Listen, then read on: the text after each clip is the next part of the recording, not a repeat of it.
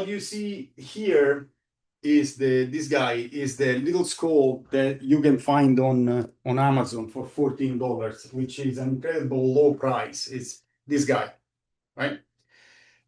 So do buy this thing because of the size of it. Some students might think like, well, I don't have a big skull, so this might not be sufficient. But realistically, that's a full-size skull right here. And this one is the little guy. It's just closer to you, so it looks much bigger, right? But the quality of the details is the same.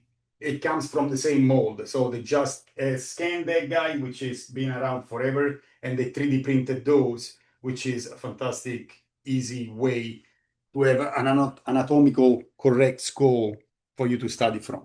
So for this class, we will have two materials. Well, two or more. We have some charcoal sticks. Those are vine charcoal. And then you get the compressed charcoal pencil, which looks something like this. There are different brands. You don't get stuck to the brand too much. You know, I try them out and then I see which one I like the best, and then I go with that kind of thing. And same for the charcoal, for the vine charcoal. The vine charcoal, they do come just like the compress and graphite. They have a nomenclature that goes with them. So let's get that sorted out. So for instance, if you look at this box, it says B right here. It could say HB, 2B. So let's talk about those numbers first, okay? So let's start from right here. I'm gonna start from here. If I'm gonna call it HB, that's gonna be the medium hardness. If you go to the library and you grab a pencil, or if you grab a pencil from your drawer, it's gonna be most likely an HB, okay? That's a medium softness, medium hardness. As they're gonna go this way, I'm gonna have a B, 2B, 3, 4B, etc. And the higher the B, the softer the charcoal.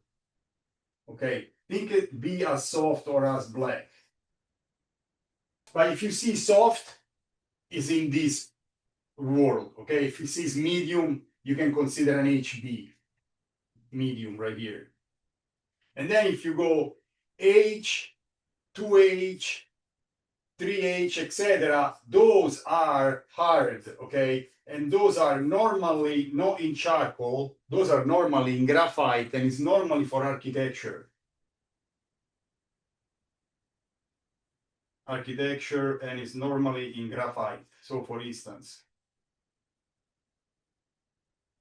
I do have, I think I have some handy, let me check. Yeah. Let me see what you see. So those are graphite pencils, and they go soft. I do have a 4B, which it's unused. And then I have a 3H. So look at, we will show you, let me see if I can. As for the charcoal per se, let's look how they behave. So this one is called it was soft. I can't find the box, but this one was a soft vine charcoal. And so I'm looking, it doesn't look much different from my compressed charcoal. The pencil that I used earlier, that is compressed charcoal. Okay, this one, that's compressed. Let me grab another compressed charcoal. Okay, sometimes they come in this form. Okay. But let's take a look at it. So this one is a HB, so it should be a medium charcoal. And I can see that it's a little lighter, the mark.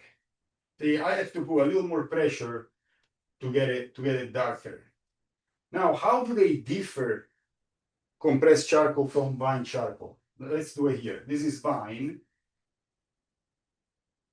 And this one is that's vine, and it's hard. This is HB. I consider a charcoal hard as an HB, okay? So it's gonna be lighter. And this one, oh, I have to cross in front of the camera because I grab something. This one also is a vine charcoal. This is the 2B, so or soft, they call it soft. So I'm thinking a 2B or 3B, something like that. And it doesn't look much different. And then This is my compressed charcoal. I'm gonna put it here, okay?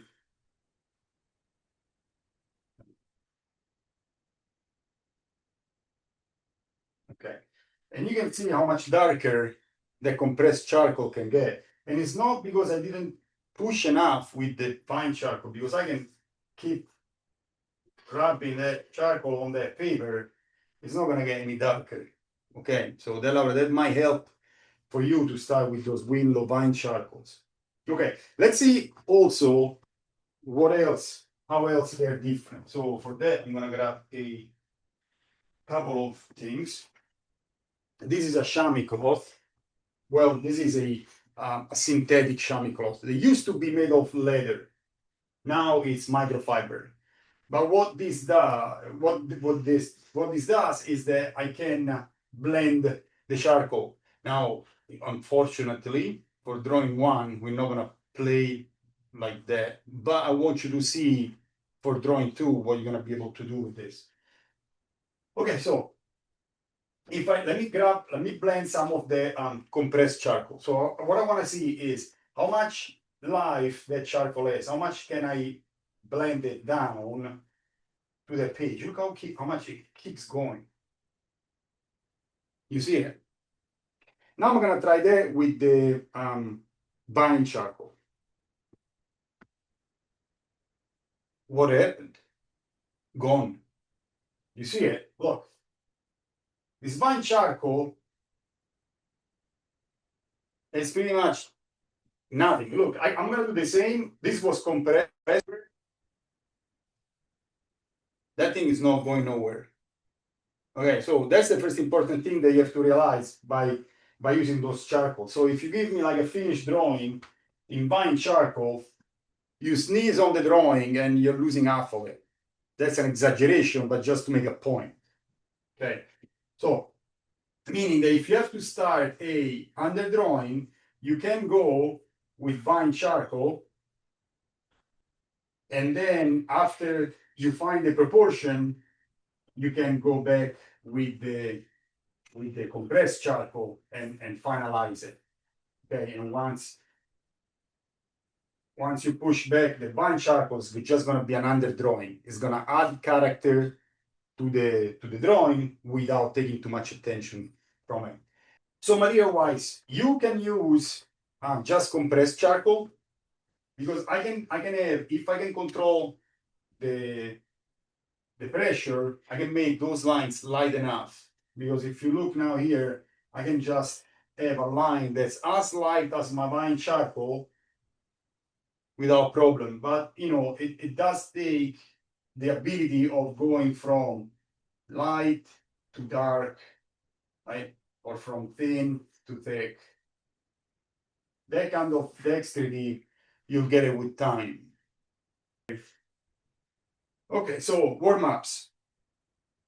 So a series of ellipses is what you're gonna have as a warm-up. So don't do one line. Look, do you see how I'm holding the pencil? I'm holding the pencil like a brush. I'm not holding the pencil like this.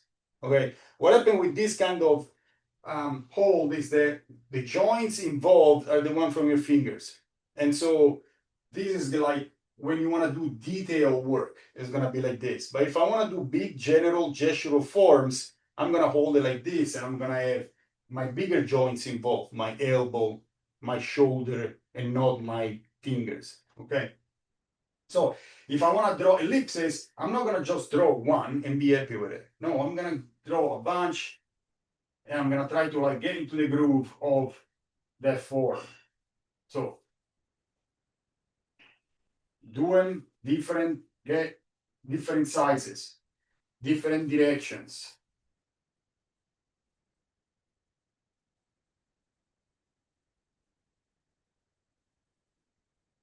You can fill up a page of this. It takes you 10 minutes.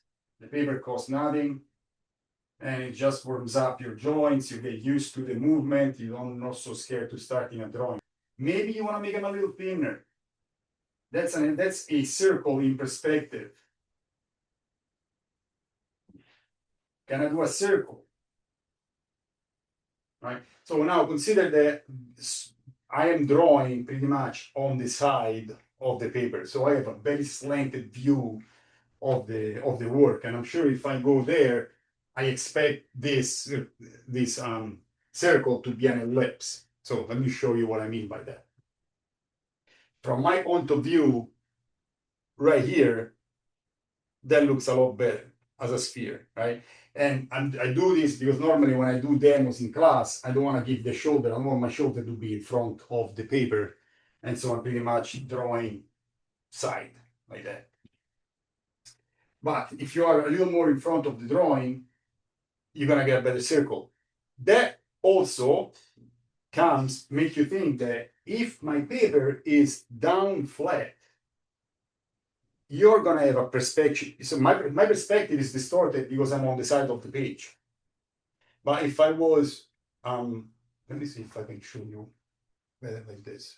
Okay, yeah, I'm a little far away, but you can see. So I'm drawing like this, right? So I have a perspective that's a distortion of my page, like so. But if this was on a table, and then I will have a distortion that would be like this, and it will give you the same kind of distortion. So my suggestion is, if you can, draw on an easel, standing in front of it, right? Or get a board like this to put behind your paper and tilt it. So in a way that's not too horizontal. So back to us, can you make a circle? How perfect can you make it? How small? How big? So those are, they are simple exercises, but they're not as easy as somebody might think. Okay, so I'd rather have in a drawing multiple lines trying to go towards the idea than just one line that's a little bit off. So with this in mind, let's go back to that drawing that I had earlier for the class. And then I'm gonna make one, just I'm gonna start one from scratch. So if you look at how many lines, and maybe I can give you a close-up.